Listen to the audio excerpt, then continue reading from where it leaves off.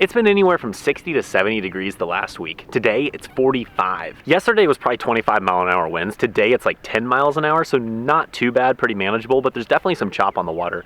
I'm actually kayak fishing a lake that I've never fished before except for ice fishing. So the goal is pretty simple. I just want to go out here, hopefully catch a few fish, but with the cold front, I don't really know what to expect.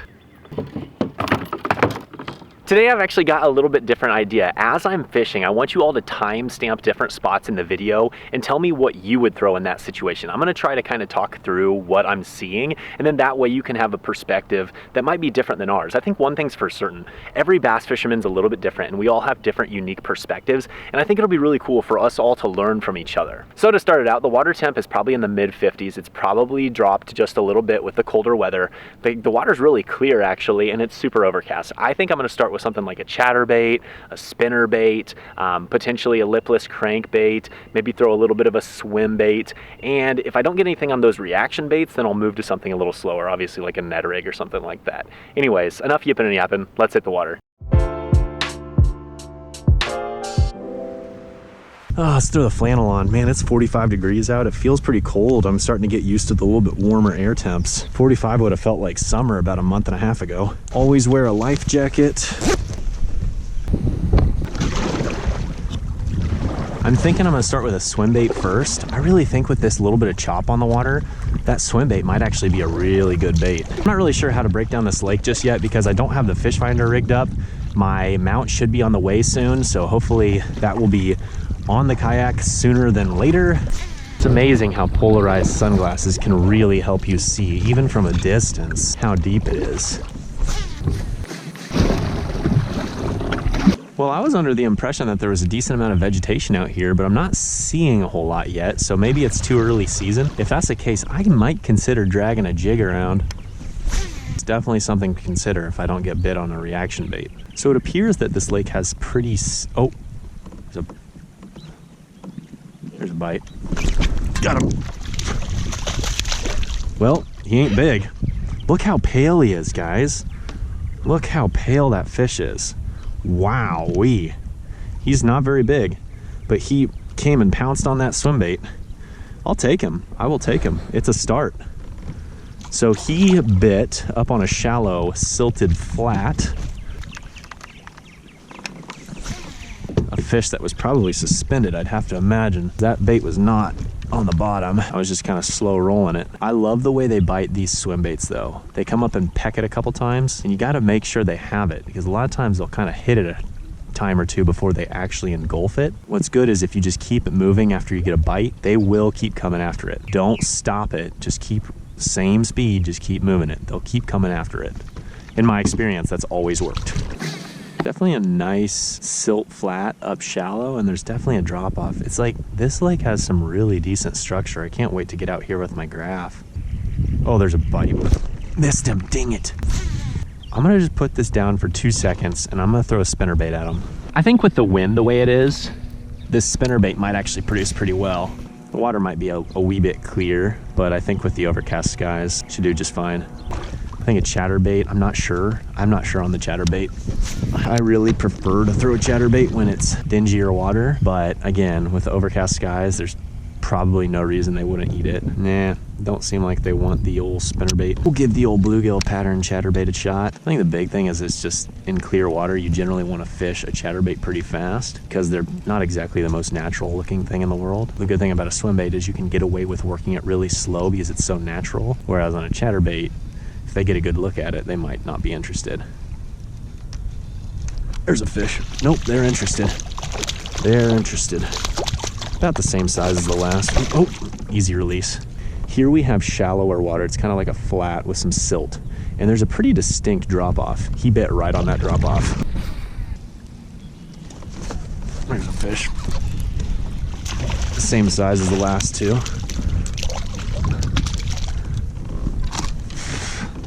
Sure are a lot of these little guys in here.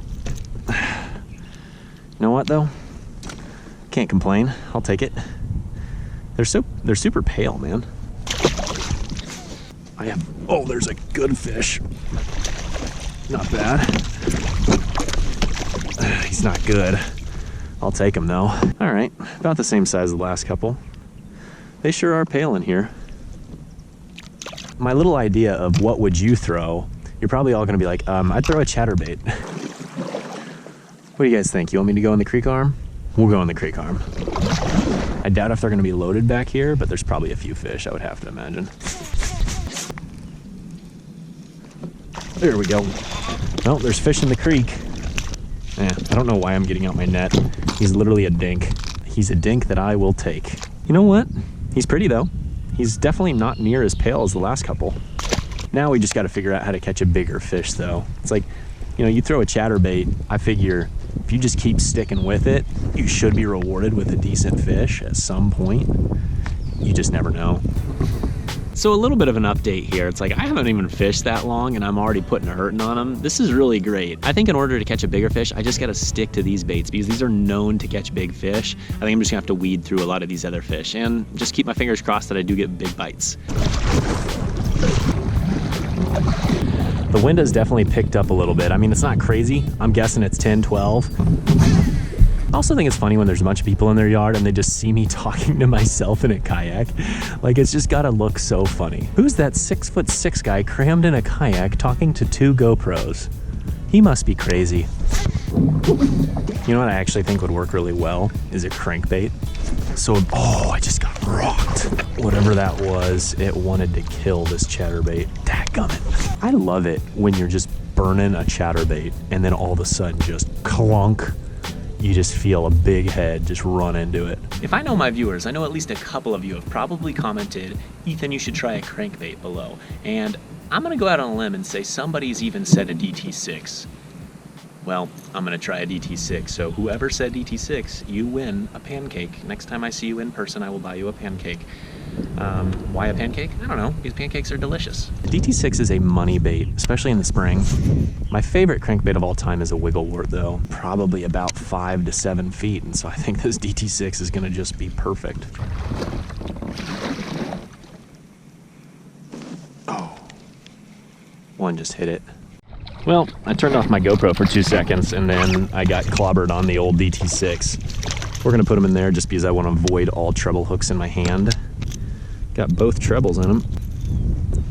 Dink. Hey guys, welcome back to Online Outdoorsman where we catch absolute dinks. Thanks for watching. On the reel though, I'm having fun. There's one. Oh gosh, I can't grab my reel. Oh, he's another small fish. Man, what is the deal? This lake just has all sorts of these little guys. When you go to a new lake, you know, you might just have to weed through little fish. That's okay though. Sure is nice catching them. All right, Nature Valley break. This video is not sponsored by Nature Valley, but it could be if they would just send me like, you know, 50 bucks worth of food, maybe a new camera. That'd be pretty cool. Maybe a Nature Valley hat. You know the drill. Crumbs in the water, they bring big bass. Works every time. Do not litter your wrappers. Bring them home, throw them away the right way. We gotta upgrade. I'm ready for a big jumbo. I just want to catch a fish. Ooh! Oh my goodness. One clobbered it right by the kayak. What happened? Why he didn't get hooked, I have no idea. He absolutely slapped it.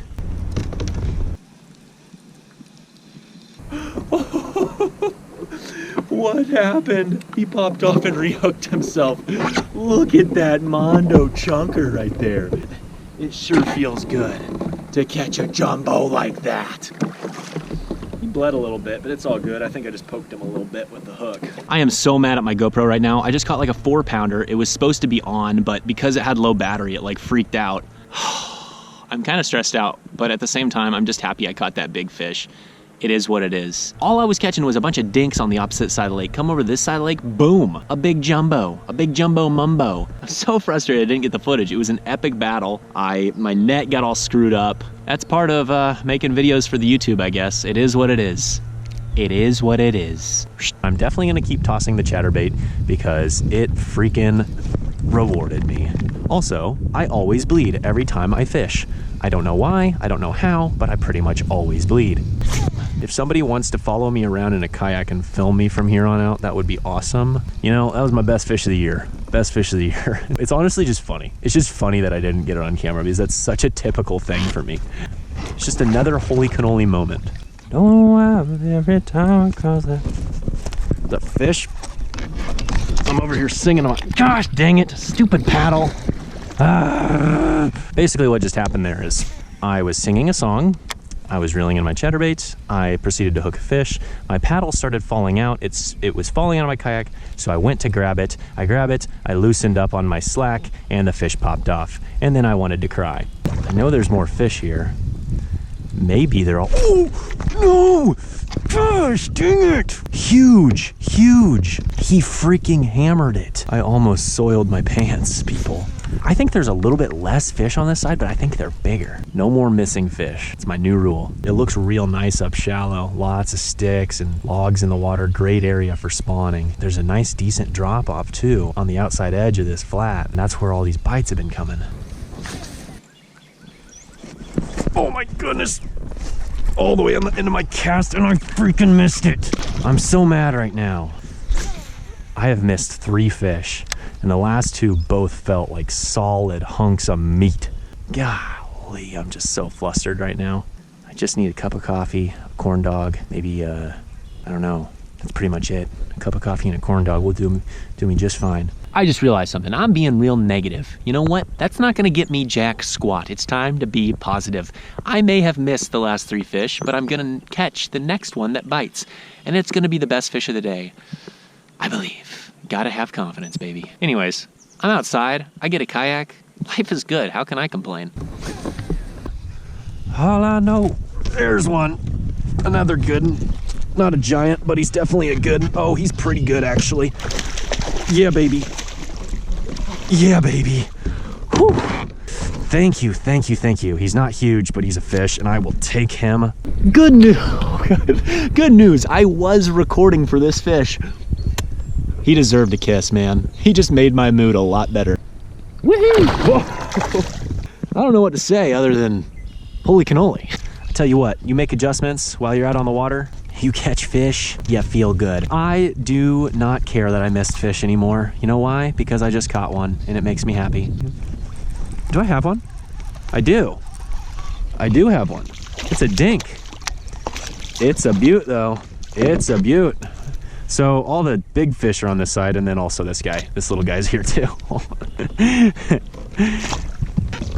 So I recently asked you on YouTube if you had a preference on what I fish for this weekend, and about half of you wanted to see ultralight fishing and about half of you wanted to see kayak bass fishing. So obviously I'm kayak bass fishing right now, but I'm gonna put the kayak bass fishing on a brief hold and I'm gonna make a separate video. So watch out for the next video, and I'm gonna start throwing an ultralight rod with a little micro crankbait and see if we can bust on a few fish. As you can see, I'm taking this micro crankbait out of this net, so obviously I put the little thing to work. You'll have to wait a couple days for that video. I post on Sundays and Tuesdays, as well as obviously Fridays for 5-minute fish talk. Back to bass fishing. Back to bass fishing. In case you wanted to see it up close, this is the chatterbait I'm using, little bluegill pattern, and I'm just using a little twin tail grub on the back. I kind of like the twin tail grub.